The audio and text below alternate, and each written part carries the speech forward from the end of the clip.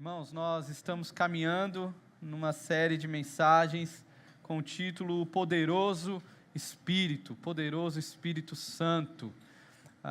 E como é importante nós falarmos sobre o Espírito Santo, que tantas vezes é negligenciado por nós.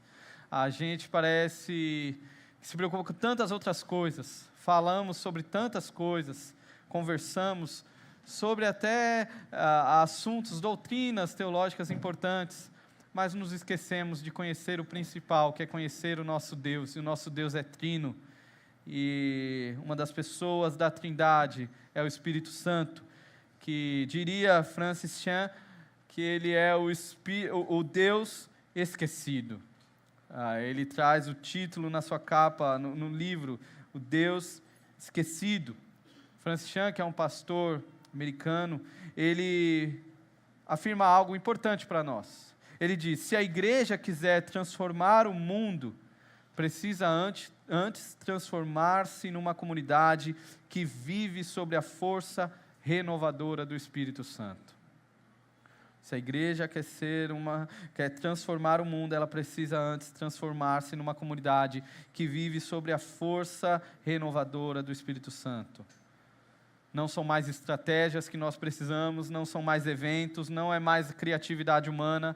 O que a gente precisa é estar diante, submisso ao Santo Espírito de Deus. E nós precisamos.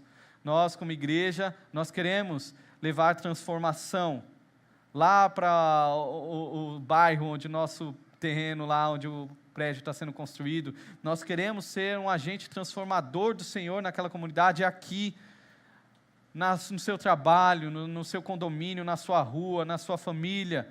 Deus quer nos usar assim. Porém, essa transformação, ela não começa em estruturas externas, mas em algo muito mais profundo, que é no coração do crente. Por quê? Porque não existe igreja transformada e transformadora sem pessoas sendo transformadas pelo Evangelho. Não existe uma igreja santa sem pessoas crescendo em santidade. Isso é lógico. Essa transformação, esse agir do Espírito Santo começa em nós, nos transformando e nos santificando. Nós vamos olhar para o texto de Gálatas, a carta que Paulo escreveu aos Gálatas. Olharemos para esse texto com uma pergunta em mente. Então, como é que o Espírito Santo nos transforma e nos santifica na prática? Como que ele faz isso na prática? Quero olhar esse texto com vocês, pensando nessa pergunta. Gálatas, capítulo 5, verso 16 a 26. É sobre isso que o apóstolo Paulo está falando aqui. Ele vai nos dizer, vai nos lembrar qual é a batalha que nós vivemos, como devemos nos conduzir na batalha da vida cristã, a luta da carne contra o Espírito.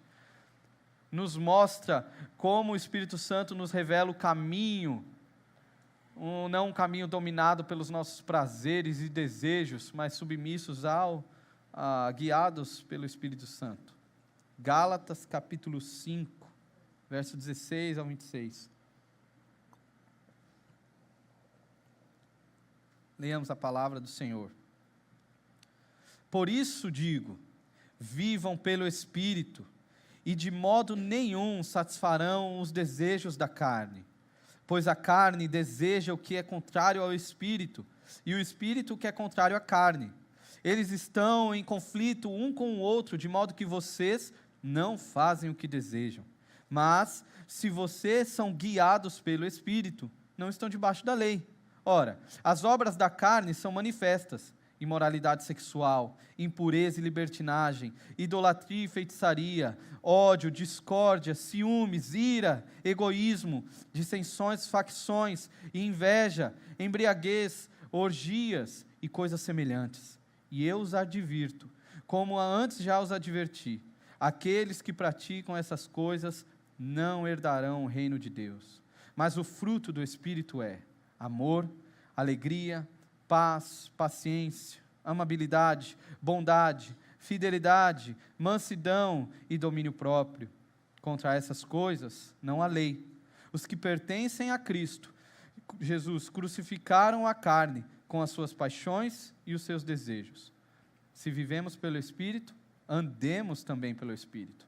Não sejamos presunçosos, provocando uns aos outros e tendo inveja um dos outros. Senhor, obrigado pela Tua palavra, por esse texto que nos confronta, mas nos leva a compreender quem somos e o que necessitamos. Necessitamos ser guiados pelo Teu Espírito. Que o Senhor nos ajude a sair daqui transformados e mais parecidos com Teu Filho Jesus. Em nome de Jesus. Amém. Paulo, ele escreve essa carta aos Gálatas. Ele escreve para os irmãos, para as igrejas, numa região chamada Galácia. Essas igrejas foram plantadas pelo próprio apóstolo Paulo. Na primeira viagem missionária dele, ele pregou o evangelho nessa região, e a partir daí surgiram as igrejas da Galácia. Então Paulo escreve uma carta para estes irmãos, para essas igrejas. Mas esta carta que Paulo escreve, ela não tem um tom tão positivo, tão tranquilo. Paulo, ele está indignado, está revoltado aqui. Talvez seja a carta aos Gálatas e a carta 1 Coríntios sejam as cartas onde Paulo mais demonstra suas emoções, a sua raiva, a sua preocupação para que aquele povo se arrependa e corrija a sua rota. Perceba o sentimento de Paulo, voltando comigo no início da carta, volte comigo para o capítulo 1, e veja como que Paulo estava, qual era o problema que Paulo estava lidando quando ele escreve essa carta. Gálatas capítulo 1, versos 6 e verso 7. Paulo diz: admiro-me de que vocês estejam abandonando tão rapidamente aquele que os chamou pela graça de Cristo para seguirem outro evangelho, que na realidade não é o evangelho. O que ocorre é que algumas pessoas o estão perturbando, querendo perverter o evangelho de Cristo. Aqui é o problema. Paulo pregou o evangelho, esses irmãos creram no evangelho, então Paulo continuou na sua viagem missionária, nas suas viagens missionárias, e pouco tempo depois ele tem a triste notícia de que esses irmãos estão se desviando do verdadeiro evangelho, porque falsos mestres judaizantes perverteram o evangelho. O que é perverter o evangelho? Em Gálatas, a palavra perverter significa inverter a ordem. Eles estavam pregando que para você receber a vida eterna, para você estar com Jesus, é necessário que você creia em Jesus e que você obedeça os ritos religiosos. Aí vem uma lista de vários ritos, de várias obrigações, e assim você será salvo. Há uma perversão aqui, uma inversão da lógica. Às vezes isso acontece, não é? Em algumas famílias, ou tias da escola bíblica, que querem controlar a criança, e aí a gente vai e fala: olha, se você não obedecer, você não vai para o céu. Isso é uma mentira, está amarrado em nome de Jesus. Perversão da lógica aqui. O que é o evangelho que Paulo pregou? O que é o verdadeiro evangelho? O verdadeiro evangelho nos é apresentado que eu, pecador, o que eu preciso para ser salvo, para encontrar a salvação? Eu preciso de Jesus. Eu preciso que meu coração seja achado em Jesus, que Jesus me resgate do meu lamaçal do pecado, que eu confesse minha vida a Ele, me arrependa dos meus pecados e creia. Ponto. Basta crer. E na verdadeira lógica do Evangelho, a partir do momento que eu creio em Jesus, agora eu vou me dedicar em viver para Jesus. É uma fé que deságua agora em frutos. Eu vou obedecer porque eu creio. Eu creio em Jesus, por isso eu quero obedecê-lo e viver para a sua glória. Até porque é isso que eu vou fazer durante toda a eternidade.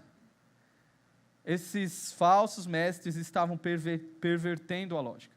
Toda vez que a gente coloca Jesus, olha, para você ser salvo, você precisa crer em Jesus e, a partir daqui vem mentira. A partir daqui vem heresia.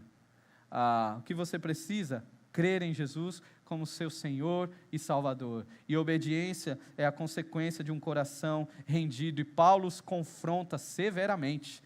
Olha comigo aí, volta lá para o nosso capítulo 5, um verso anterior ao nosso texto, no verso 15. Olha a situação que se encontrava os irmãos das igrejas na Galácia. No verso 15, Paulo diz: mas se vocês se mordem e se devoram uns aos outros, cuidado para não se destruírem mutuamente. Irmãos, era um caos relacional aqui enorme, brigas aqui, contendas, um querendo destruir o outro, enquanto tentavam parecer espirituais. Olha isso, o que Paulo está falando é, como vocês podem falar de lei? Vocês, Gálatas, como vocês podem falar de lei, de regras, de religiosidade, e ao mesmo tempo viverem dominados pela carne? Como que vocês conseguem falar isso? Olha a vida de vocês. E sabe qual é um grande problema? O caminho lógico. Quem é discípulo de Jesus, forma o quê? Discípulos. Se você é um discípulo de Jesus, sua casa vai ser formada como uma casa discipulada por Jesus. Seus filhos serão discípulos de Jesus, se Deus quiser. Agora, se você é um religioso, fariseu, legalista, o que você vai formar? Legalistazinhos, não é? Se é uma igreja onde o pastor é um legalista, a igreja se torna o quê? Legalista, orgulhosa. E este daqui é o melhor resumo de alguém legalista. Alguém que defende a obediência de todos os ritos possíveis, coloca pecado onde nem é pecado. Aquilo que eu não gosto é pecado porque é e acabou. Eu crio pecados. Mas todo legalista, no final das contas, ele está preso, amarrado nas obras da carne. A régua que ele mede os outros não é a mesma que ele mede a si mesmo. Ele vive em pecados, mas cuspindo, arrotando uma pseudo-santidade mentirosa, religiosidade. Legalistas formam legalistazinhos. Tem um desafio, nós temos um desafio. Na minha casa eu vejo esse desafio, porque parece que é inerente no coração, no nosso coração, essa predisposição em nos acharmos melhor que o outro. E aí eu vejo meus filhos, eu tendo que trabalhar no coração deles. Eles chegam e afirmam: papai, olha, fulano não faz isso, eu sou o único que obedece lá, eu sou não sei o quê, o menino levantou e chutou e não sei o quê. E aí eu tenho que olhar para esse legalistazinho, e como é difícil, meu irmão, como que eu ensino a ele que de fato ele não deve chutar um amigo, mas não é por conta disso que ele deve se orgulhar, não é por conta disso que ele deve achar que é melhor que o outro. Esse problema está em todos nós. E Paulo está tratando também isso daqui, mostrando para esses irmãos que não é assim. Paulo, é como se ele pegasse esses irmãos, irmãos, vamos falar do evangelho de verdade? Vamos falar qual que é o problema? Quais são os problemas de verdade da vida cristã? E aí ele os chama para a guerra, para uma guerra, mostrando para ele: irmãos, nós estamos em guerra, acordem, parem com isso. A W. Tozer, ele traz uma pergunta muito conhecida, onde ele diz: o mundo é um parque de diversões ou é um campo de batalha? O que é um mundo? Para o crente, o mundo é um campo de batalha, nós estamos em guerra.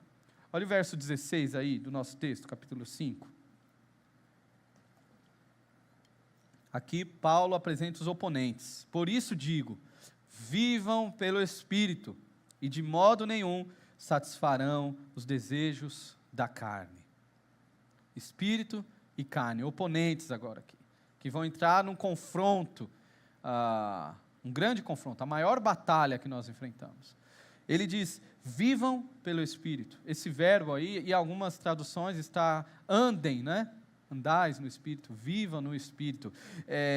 Esse termo, ele indica uma ação, é uma ordem, imperativo, no tempo presente, e indica uma ação contínua.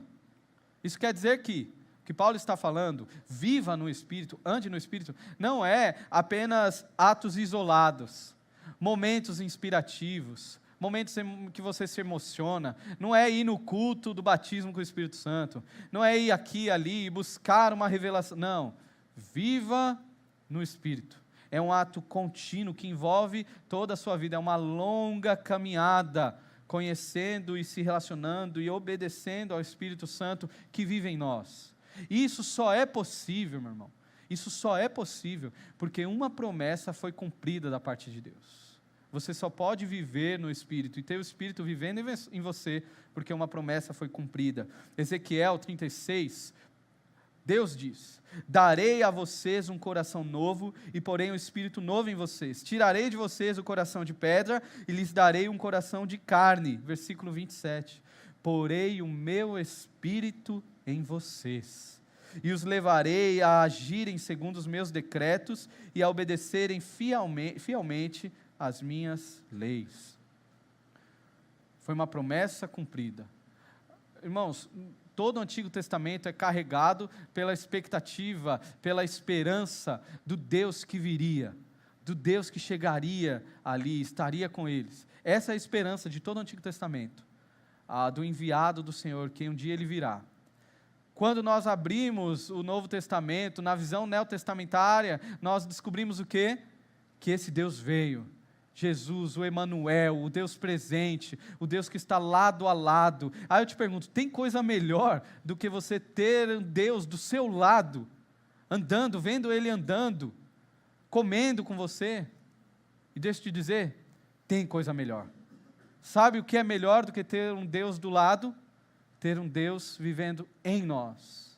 E essa foi a promessa de Jesus Cristo, essa foi a promessa de Ezequiel. Esse Deus que agora habita em nós. Jesus disse isso, que Ele subiria aos céus e viria algo melhor. Como assim? Vocês viverão um tempo melhor. Como assim um tempo melhor do que ter Deus do nosso lado? É ter Deus em nós agora. O Espírito de Jesus Cristo que agora habita em nós. Mas uma questão que nos deixa inquietos aqui nesse texto. Como eu disse, é uma ordem. Andem no Espírito. É uma ordem aqui, não é uma afirmação, não é uma informação, é uma ordem. Nós precisamos andar no Espírito. Se é uma ordem, o argumento contrário é que, se eu devo andar no Espírito, quer dizer que eu posso não andar no Espírito. Eu posso ser alguém que tem o Espírito Santo, mas que não ando no Espírito. Mas como que se dá isso? Porque a gente não consegue pedir licença para pecar, não é? O Espírito Santo vai até aqui, aí aqui, nisso que eu gosto, nisso que eu quero fazer. Espírito Santo, fica lá agora, porque agora eu vou adorar outro Deus. Esse Deus que sou eu. Depois a gente volta a conversar. E aí eu vou e peco. Não tem como. Não tem como isso. O Espírito Santo está lá. Nós precisamos, aqueles que têm o Espírito Santo, precisam decidir se andaremos, se você vai andar no Espírito ou não. Você precisa decidir, você que tem o Espírito Santo. E aqui está a batalha. Olhe comigo o verso 17. Aí está a batalha de todo crente, pois a carne deseja o que é contrário ao Espírito, e o Espírito que é contrário à carne. Eles estão em um conflito um com o outro, de modo que vocês não fazem o que desejam. Não há neutralidade aqui. O que a gente vê é que não há neutralidade. Você, crente em Jesus, ou você está andando guiado pelo Espírito, ou você está andando guiado pela carne. Não tem como. Quando sabe aquele tempo que está meio frio, que você fala, né? Estou meio frio, não estou buscando a Deus, não tenho crescido na palavra, não tenho me alimentado, não tenho orado. Meu irmão, não é que você está neutro, não é que você está mais... Não, você está vivendo para carne. Você está alimentando o moribundo que foi crucificado na cruz, o seu velho homem. Você está dando alimento para ele. Você não está em Jesus. Não existe neutralidade aqui. Nós estamos diante de inimigos irreconciliáveis. Essa tensão está presente na vida de todo crente. Todos nós enfrentamos essa batalha. Na verdade, se você não enfrenta essa batalha, é um sinal de que você não é aquilo que afirma ser. Todo discípulo de Jesus enfrenta essa batalha. Se eu não tenho essa batalha no meu coração, é um sinal de que eu não sou crente. Todo crente precisa clamar por Deus diariamente para que Ele domine esse cavalo bravo arredio que tem no nosso coração, para que Ele coloque as suas rédeas e domine esse cavalo impetuoso que quer o tempo todo nos levar para longe de Jesus. O tempo todo esse velho homem quer nos guiar para longe, e o Espírito Santo está nos chamando a Ele nos guiar. Olhe comigo o verso 18. Mas se vocês são guiados pelo Espírito, não estão debaixo da lei. É o Espírito Santo que guia, que sustenta e que capacita. Jonathan Edwards, um puritano, ensinava que a verdadeira espiritualidade se evidencia não em êxtases momentâneos, mas na inclinação habitual do coração rumo a Deus, o que é obra do Espírito, não da vontade humana. Uma inclinação habitual, constante, diária. Essa é a verdadeira espiritualidade. Não é de momentos em momentos, não é de cultos incríveis, momentos incríveis de louvor, e aí agora você espera o próximo. A verdadeira espiritualidade do crente se dá num coração rendido habitualmente, todos os dias. E quem vive assim, como Paulo diz, não está debaixo da lei. O que ele quer dizer aqui é, não tem problema com a lei. A lei de Deus aqui, as leis mosaicas, Pentateuco, Antigo Testamento, você não vai ter problema, porque se você vive guiado por Deus, por que você vai ter problema com a lei? É mais ou menos a ideia do trânsito. Uma vez eu vi um cara falando isso, ele falou assim, olha, eu vou dar a dica aqui, para aqueles que não querem mais tomar multa, eu tenho uma estratégia. Quem não quer nunca mais tomar multa, o que você precisa fazer? Obedecer à lei. Se você obedecer às leis, você não vai tomar multa, está resolvido. É a mesma ideia aqui. Se você não quer ter problema com a lei, e os Gálatas tinham problemas com a lei, ele fala, o que você precisa é ser guiado pelo Espírito Santo. Uma vez que você é subordinado ao Espírito, você não vai ter problema, porque a lei vem dele, e você é guardado nele. Nas suas fraquezas, nas suas quedas, você tem o Espírito Santo te guiando. Aí está a verdadeira batalha espiritual, a verdadeira guerra espiritual se dá nisso daqui. Essa é a batalha, não é você pegar uma espada imaginária, uma flecha imaginária e atacar no inimigo. Não tem nada a ver com isso, e olha que eu já vivenciei momentos assim. Quem vem desses contextos, né, tem vários causos, né, Bruno? Várias experiências. Mas vou contar só essa. Eu lembro de uma vez uma cantora gospel, fica só até aí, uma cantora gospel bem famosa, num ambiente pequeno, cara. E aí, falando sobre isso, sobre batalha espiritual, mandou todo mundo, todos nós pegarmos a espada e levantar, e o escudo, e começar a guerrear. Cara, se alguém tivesse filmado aquilo, era direto pro CAPS, todo mundo. Todo mundo começou a guerrear lá, aí gritando. Teve irmão que me perguntou no culto das 9, pastor, mas a pergunta que não quer calar, você levantou a espada? Aí eu falei, irmão, eu sempre fui meio devagar com isso, eu demorava para acreditar e já tinha acabado a batalha.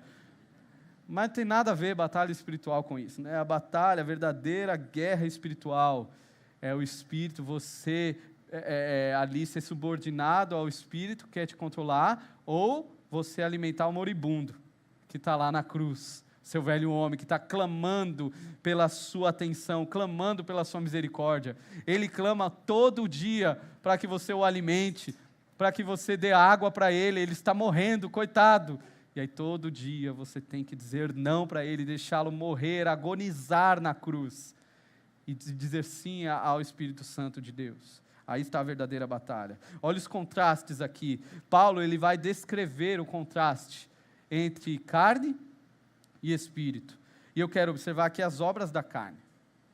E é uma lista pesada, uma lista feia, mas importante a gente olhar. Olhe comigo o verso 19.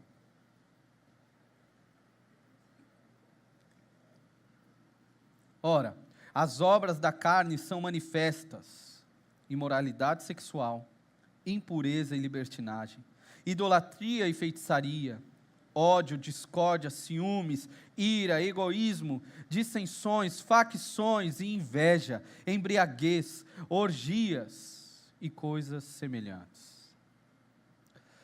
Paulo diz que essas obras são manifestas, ou em outras versões, são fáceis de ver, estão visíveis aí. E é verdade, elas são extremamente fáceis de ver naquela época, muito fácil. Na região da Galácia, ali, muito fácil de encontrar essas obras. E no nosso tempo? Será que elas são visíveis também? Será que são fáceis? Com certeza. As pessoas não escondem isso daqui. Na verdade, algumas se orgulham disso daqui, dessas práticas, dessas obras. Obras que Paulo chama no plural, porque há uma produção deliberada. Tem vários pecados que não foram descritos aqui, mas que estão dentro desses guarda-chuvas aqui, como se fosse um cardápio. E neste cardápio que Paulo apresenta da carne, nós encontramos 4 categorias aí, pelo menos, dos pecados onde eles estão presentes. Primeira categoria, pecados sexuais. Imoralidade sexual, impureza, que diz sobre mente aqui, e libertinagem. Aquele período era um período de paganismo muito forte, culto pagão. Havia uma influência helenística por toda aquela região. A cultura grega tinha dominado o mundo. Logo, os deuses gregos estavam presentes também na Galácia. Havia adoração a esses deuses. E havia os deuses da fertilidade, como Baco, Afrodite. Lá em Éfeso, a deusa Diana. Estes deuses eram cultuados através de atos sexuais. Tinham as prostitutas sexuais. Elas ficavam pelas ruas, e aí ia lá o fiel entregar o seu culto ao deus Baco, para que Deus desse, para que o deus Baco, a deusa Diana, desse fertilidade à terra, fizesse a terra, os frutos crescerem, a colheita. E aí ele ia lá e tinha relações sexuais com essas prostitutas. Essa era a cultura que os irmãos da Galácia estavam. Você acha que a imoralidade sexual lá era como? Era pesado. E esses irmãos estão na igreja agora. Havia imoralidade sexual naquele contexto, havia impureza, libertinagem. Aí eu pergunto, era só naquela época? Será que nosso tempo não é marcado por isso também? E o triste, quando a gente olha, fazendo recorte aqui Brasil, né, mas é mundo, a gente percebe que certos aspectos culturais que foram assimilados no passado, hoje já são reproduzidos. Aquilo que é aceito, em uma determinada hora, passa um tempo, começa a ser reproduzido. O que antes era mal visto, é aceito e reproduzido. As mulheres que antes apareciam de biquíni lá na televisão, há alguns anos atrás, hoje são produtoras de conteúdo adulto. E estão em podcasts falando sobre esse empreendimento. Prostitutas, que antes era aquela coisa, né? Então, tem determinada rua, nem passa lá perto à noite, o negócio é sujo. Hoje são mulheres do job, né? E aí estão lá dando entrevistas, falando quanto que ganha. E outras mulheres falando, pô, vale a pena, não é? Olha só, o glamour, olha como essas mulheres enriquecem de um jeito. A imoralidade, irmãos, nós vivemos nesse cenário da prostituição, um mundo corrompido pela promiscuidade, algo que antes nem era, hoje foi assimilado e hoje começa a ser reproduzido. Nossas redes sociais, que de social não tem nada, né? Que a gente está nem aí para o outro, a gente quer postar o que a gente quer, para que as pessoas curtam o que eu faço. Irmãos, eu acho que Paulo escreveria a mesma coisa para os crentes, talvez de Nova Parnamirim, não sei, tomara que não, né? Mas, irmãos, como assim? Imoralidade sexual. Irmãos de igreja, irmãos que fazem parte da igreja, irmãs que fazem parte da igreja, usando suas redes para expor seus corpos. Para expor lá. Como assim? O que é isso? Não, mas todo mundo faz, é que eu estava na academia, mas... Como assim, cara? Você não é nascido de novo? O que é isso? Por que você deve usar essa roupa na academia? Que mostra tudo e mais um pouco, e ainda é laranja fluorescente. Da onde que você tirou isso, cara? A cultura assimilou e você reproduz agora. Ah, não, mas eu estava na praia. Mas e daí você está expondo agora o seu corpo assim, lá vão ter, porque está normal. E errado é quem fala agora, né? Quem fala é o religioso. A cultura que tem aspectos caídos promove a visão de um homem caído e a igreja começa a assimilar essas coisas. E olha que eu estou falando, acho que da ponta do iceberg, né? Se for falar sobre questões sexuais e imoralidade, o negócio tem muito mais coisa embaixo, não é? abusos, pedofilia, tanto mais, não é? E que às vezes é encontrado dentro de igreja. Paulo fala sobre pecados sexuais, Paulo fala sobre pecados religiosos e espirituais, aí, idolatria e feitiçaria. Na época, muitos ídolos, feitiçaria aqui, o termo que foi traduzido por feitiçaria, também da raiz, a ideia de drogas que são usadas em cultos, em ritos, tipo santo daime, sabe? Pessoas que tomam, bebem ou usam drogas para adorar a Deus. Paulo continua, pecados sociais e relacionais. Meu irmão, sinto muito, se você, eu acho que você vai acabar sendo pego em alguma dessas daqui, viu? É tiro para todo lado, Paulo deu. E agora, pecados sociais, ódio, discórdia, ciúmes, ira. Eita, aqui já caiu, tá igual aqueles jogos, né? Cai metade agora, eliminado. Ira, egoísmo, dissensões, facções, inveja, embriaguez. Embriaguez é para frente, na verdade. Aqui são pecados sociais. E pecados de excesso, embriaguez, orgias. E Paulo fala, e continua, tá? Coisas semelhantes aí. Paulo nem não dava tempo de escrever tudo. Orgias aqui não diz respeito a só ações sexuais, que estava muito ligado naquela época, orgia sexual com glutonaria. Na verdade, é todo excesso daquele que deixa o seu corpo sem limites. Ele apenas entrega o seu corpo a excessos e mais excessos. Embriaguez. Obras manifestas. Obras presentes. Veja, Paulo não escreveu essa carta para os incrédulos da Galácia. Não, para que você vai falar com isso? Vai falar disso para incrédulo? Ele não acha que isso é um problema. E você vai falar disso para quê? Paulo escreveu para a igreja, para os irmãos. Paulo escreveu isso daqui para nós. Nós precisamos lidar com isso. O que Paulo está falando para os irmãos da Galácia olha, essa vida religiosa que vocês aí estão falando agora, essa vida religiosa libertou vocês dessas obras? Não. Vocês estão aí de mal a pior. Isso não te libertou. Então pare com isso. Essa não é a saída. E ele dá uma advertência, o negócio fica feio. No versículo 21, na parte B, ele diz, eu os advirto, como antes já os adverti, que os que praticam essas coisas não herdarão o reino de Deus. Não herdarão o reino de Deus. Não adianta viver uma religiosidade impecável da porta da igreja para fora. Você precisa ser discípulo de Jesus. Não adianta ser um religioso, fariseu. Paulo, quando ele diz aqueles que praticam aqui, o praticar também, o termo é um hábito. Aqueles que têm um hábito, que aceitam o pecado sem luta, aqueles que acolhem as obras da carne e conseguem na sua cabeça conciliar viver na carne e viver uma vida religiosa. Aquele cara que de segunda a sábado a vida totalmente jogada a pecados, sem culpa, sem pesar, sem mudança, sem arrependimento, e aí chega no domingo, vem aqui se purificar, receber a sua bênção, né? E sair daqui mais puro, e vive assim. Tal pessoa que vive assim, não herdará o reino de Deus. Pelo contrário, o seu destino é condenação eterna, condenação eterna. Se você tenta conciliar isso, saiba que há algo errado em você. Se você vislumbra a possibilidade de juntar os dois mundos perfeitos, sabe? Eu quero juntar um mundo onde eu posso fazer tudo e não tem problema, e a vida submissa ao Espírito Santo. Eu quero juntar isso daqui. Se você tenta conciliar esse negócio, sinto muito, você tem problema, você tem que se questionar se de fato você é um discípulo de Jesus e foi salvo por Ele. Por quê? Porque cristão não brinca com pecado. Cristão luta contra o pecado. O pecado é um negócio chato, que vem, nos atrapalha, e a gente cai, a gente clama por perdão, aquilo nos incomoda, e aí a gente vive lutando, cara, vive lutando.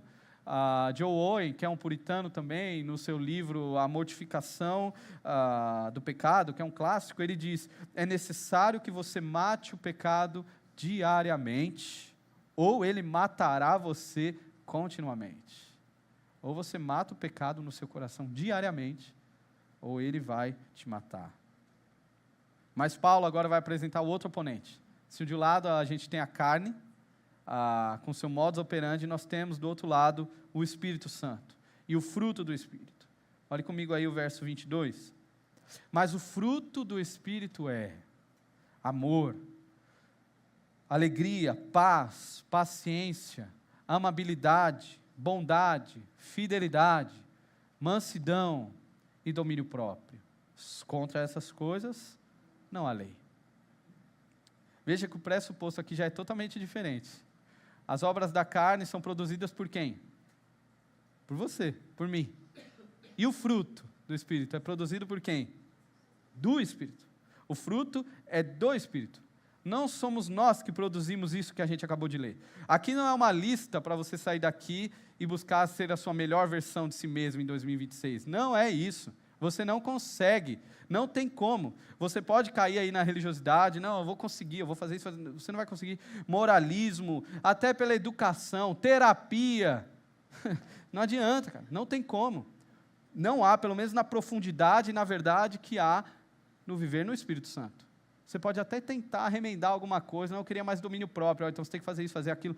O que você precisa é ser guiado pelo Santo Espírito. Você precisa ser cheio do Espírito Santo. E o que eu acho interessante, no comparativo aqui, as obras da carne, elas crescem em podridão. Se a gente fosse ficar falando de cada uma aqui, o negócio vai ficando cada vez mais feio.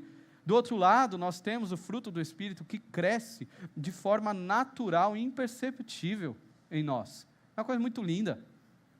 Assim como os nossos filhos, a gente não vê nossos filhos crescer, né? A gente não consegue perceber isso. Tem um negócio que, não sei, não dá. E aí a gente passa 20 dias fora, quando a gente volta, aí vários irmãos falando assim, olha, nossa, olha como o Felipe está, olha como o Benjamin, olha como o Vitor está, meu Deus do céu. Mas nós que estamos lá, você que está lá com seu filho, você sabe, não percebe, cara. Parece que de repente, parece que eu fiz uma viagem, cheguei, meu filho está com 6 anos. É um negócio, por quê? Porque a gente não consegue perceber, assim como a nossa vida espiritual, a gente não tem noção de como está o nosso crescimento. Uma coisa certa é, se você é discípulo de Jesus, você está crescendo. Se você está sendo guiado pelo Espírito Santo, você está crescendo. Certas conversas, a gente não tem muito o que falar, quando chegam pessoas e começam a falar sobre as dificuldades, tantos problemas acontecendo. Não tem como explicar, tipo, não, é por conta disso, é por conta daquilo, eu não faço ideia. A única coisa que eu sei é, se você é um discípulo de Jesus e está passando por essas coisas, eu sei que Deus está fazendo algo em você. Você está sendo esticado, e lá na frente, como que a gente consegue ver? Eu consigo ver que meu filho cresceu quando eu olho as fotos dele pequeno. Caramba, olha só como ele era e como está agora. Assim somos nós. Quando você olha a foto do Pedro de tantos anos atrás, você fala assim, caramba, Pedro aqui tinha as convicções tudo tortas. O modo de andar aqui, e olha como as coisas foram mudando. Deus foi santificando o meu palavreado, Deus foi santificando meus relacionamentos, Deus foi santificando a minha mente, e assim a gente vai crescendo, assim a gente vai crescendo. Você não consegue ter noção no agora, mas o Espírito Santo está fazendo. E como que o Espírito Santo santifica? E como você participa disso? Com 2 ações necessárias: mortificando o pecado, matando o moribundo lá, matando um velho homem todo dia. Você precisa fazer isso. Mas colocando algo no lugar, que é sujeição ao Espírito Santo. Não adianta você matar o moribundo e falar assim, não, eu não vou assistir mais essa série à noite, porque essa série está me fazendo mal. Tanta besteira. E aí o que você vai fazer no lugar? Vou para o Instagram. Aí a 1h30 da série, eu fico 1h30 no Instagram. Não adiantou absolutamente de nada. Você mortifica a sua carne naquilo que você precisa, nas suas lutas. A sua luta é diferente da minha. Você luta, mortifica a sua carne, e no lugar disso você coloca o quê? Sujeição ao Espírito Santo. E aí você vê o fruto do Espírito manifesto em você. O fruto que pode ser dividido, talvez, repartido em 3 partes principais. No relacionamento com Deus, no relacionamento com o próximo, no relacionamento com você mesmo. No relacionamento com Deus, nós vemos aí amor, o amor que guia todas as virtudes. Alegria, que não depende das alegrias da vida. Paz com Deus. Isso daqui você tem com Deus. Paz, alegria, amor. No relacionamento com o próximo, paciência. Quem precisa de paciência aí, em nome de Jesus? Queria ter o poder, né, de derramar aí, de receba, né, mas não dá certo. Paciência. Paciência não exerce com Deus, né? Você fala, Deus, Olha, por hoje tudo bem, viu? Não, você exerce paciência com o outro. Amabilidade, bondade, relacionamento com você mesmo, aí fidelidade, eu acho que transcende todos também. Relacionamento com você mesmo, fidelidade, mansidão, domínio próprio, amém? Amém, amém, Senhor, me ajude. Irmãos, diante do fruto do Espírito, aí você não pode mais errar essa pergunta, por favor.